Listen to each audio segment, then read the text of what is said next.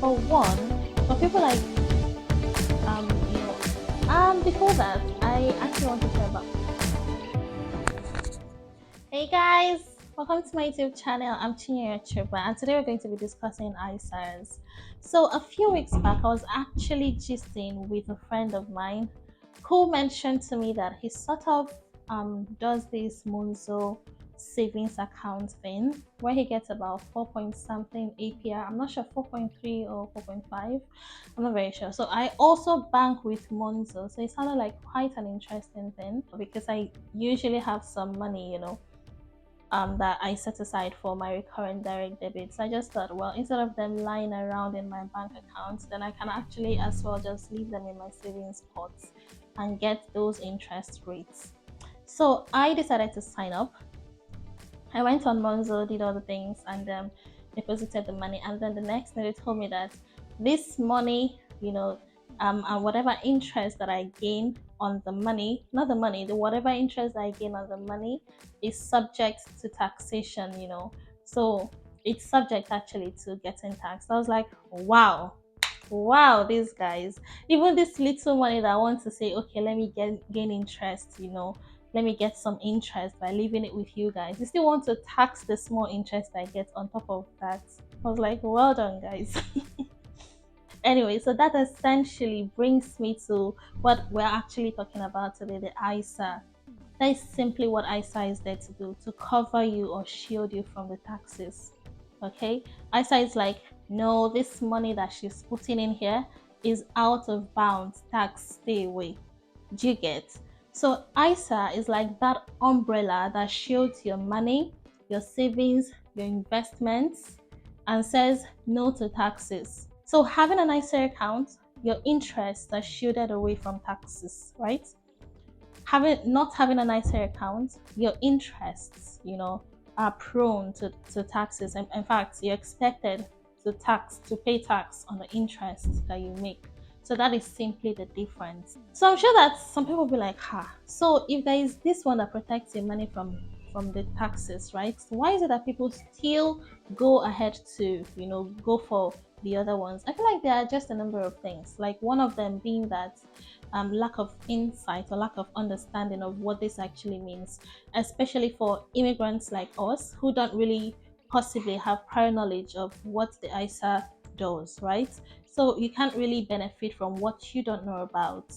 So that might be one of the reasons that people just don't know about it and what it does. Then number two would be that some people might have maxed out on the limits for their ISA accounts for the year. Anyway, so let's move on to who can open an ISA account. So talking about who can open an ISA account, number one, you have to be a UK resident. Okay, so if you're a resident in the UK, you can open an ISA account. And also they mentioned crown servants, which are like diplomats and people that work for the UK overseas, so overseas civil servants as well, and their family members can also have this ISA account opened up. Also, age also comes into play when you talk about opening an ISA account. If you're 18 years and above, then you can have an ISA account. Otherwise, those less than 18 years would just have a junior ISA account, which can transition on their 18th birthday into a regular ISA account.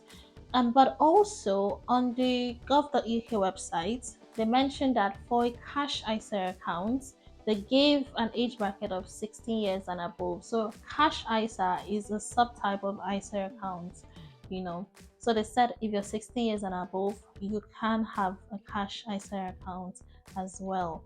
So I'm not sure how that works completely, but that's just the age. That's just the thing about the age brackets.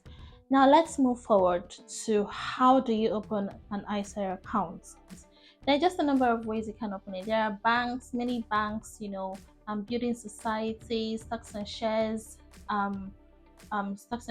brokers that can actually help you open an ISA account. I personally would just go on YouTube, Google, type in different brokers and then just compare the market and see what the advantages are for the different people and what the disadvantages are. And I think that should help you make your decision on who you want to go with. But I just think that the only thing to be aware of is to be sure that whoever you're going with is officially recognized as a financial institute that can actually handle such things. And then also, very importantly, just to make sure that they're also regulated by the FSCS, which is the Financial Service Compensation Scheme. Now what this ensures is that your money is protected up to about, I think, 85,000 pounds, for an individual account, and up to about 170,000 pounds for a joint account that you hold with these companies. So what that means essentially is, if peradventure anything happens with your bank, with the people, that the brokers that you're registered with, and you have money with, if anything happens, let's assume someone tampers with the money, which is of no fault of yours, then they can compensate you up to 85,000 pounds of that money.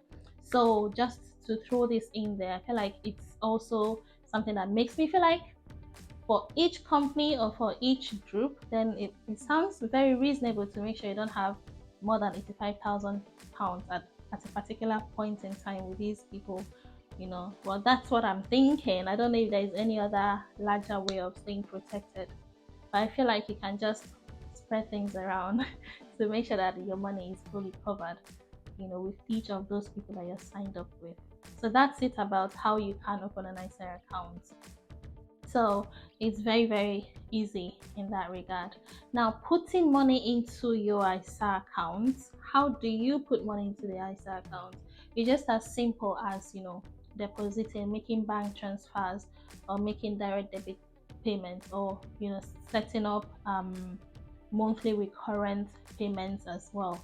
That's just how you put money into your ISA account. So at this point, I think it's important for us to talk about the four different types of ISA accounts you can own, but we're not going to go deeply into them. I'm just going to mention that just so that we can have a fundamental for discussing the next thing. Just mentioning that we're not going deeply or diving deeply into them. So we have the Innovative Finance ISA, we have the Cash ISA, we have the Stocks and Shares ISA, and we also have the Lifetime ISA, which is usually called the LISA. Now at this point, it's important to note that for every financial year, which here in the UK runs between April and the next April, right, you can only deposit £20,000 maximum into your ISA accounts, irrespective of how you divide it across the different types of ISAs. So you can only deposit £20,000 maximum for you to stay within the tax-free allowance or protection, limits. Now, it's also very important for us to talk a little bit about the LISA. Now, the LISA is a type of ISA, which I mentioned earlier stands for Lifetime ISA. For the LISA, when I talked about opening an ISA account, it has a little bit of conditions attached to it. You can only own a LISA account if you've opened one between the ages of 18 up to 40 years. So after your 40 years of age, you cannot open a LISA account anymore. Now, the LISA account also is there for two reasons. One, if you're saving towards your first house, okay, and then number two, as a financial retirement plan, essentially. So these are the two reasons for which you're going to open a LISA account. Now, if you're saving towards your first home, you can own a LISA. If you're saving as a retirement plan, you can own a LISA. And depositing into a LISA, okay, is just like the way you deposit bank transfers and all, but this has a maximum of £4,000 for every financial year for it to remain tax-free, right, and for you to still not be penalized.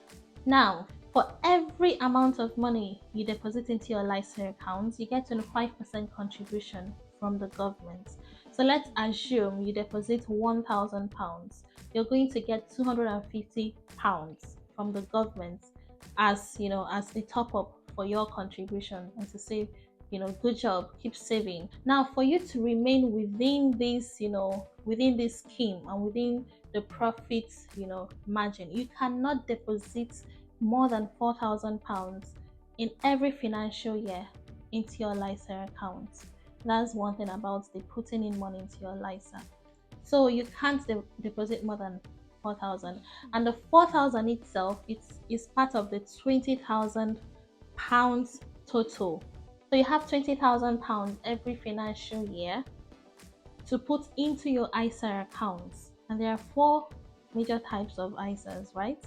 Now you can either choose to put it into the innovative finance ISA, put it into the cash ISA, stocks and shares ISA, or the LISA.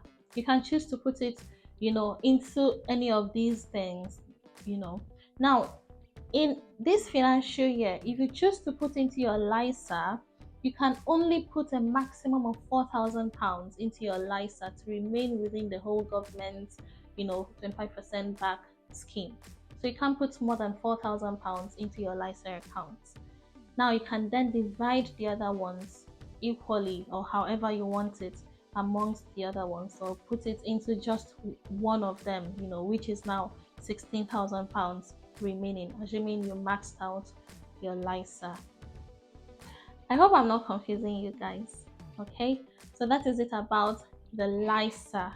Now, also, this LISA, you just have to be sure that this is something you want to put your money into before you go into it, because the only way you can also withdraw from this LISA is if you're using it for your first home, payment towards your first home, or you've gotten to the age of retirement and then you now choose to take it off. So if you wish at any point to withdraw, or you choose to at any point to withdraw your money without using it for your first home or as a retirement plan, then you're going to pay back the whole 25% contribution the government paid you. You're going to pay everything back. So that's it about the LISA account itself. But for the other accounts, then you can actually put money into them and withdraw whenever you want, and it's also according to whatever terms and conditions that you have with those that you've opened the accounts with. Some of them might be an instant withdrawal, some of them might be after a few days, some of them might have their own different conditions. So it's very important for us to note that part. Okay, so that is it about putting money into your ISA and withdrawing money from your ISA account. Now, having said that, if you have any questions at all, please do well to ask. Okay, I don't know if I've been able to explain things to you, or if I have confused you. If I've confused you, please make sure you ask me questions. I'll be more than happy to answer. So if you're into stocks and shares, if you want to delve or go into investments and things, I feel like it's really going to be very profitable and a wise decision, maxing out the allowances that you have, by registering with an ISA. And then once you get to that £20,000 threshold per year, per financial year, then you can move into investing with other, non-ISA accounts that you own while waiting for the next financial year. Because at the end of the day, if you remember, it's just maximizing your profits, maximizing your inputs, and also reducing the expenses as much as possible. And this is definitely a way to go. So you guys, I hope I've not confused you once again, and I hope you're going to try it out and see how things go. And yes, thanks guys for tuning in, and I'll see you same time or some other time next week. Okay, and if you're here, please like, share, subscribe, comment, tell your friends about my channel. I would really appreciate your help, guys. Okay, thank you so much for dropping by, and see you. Bye.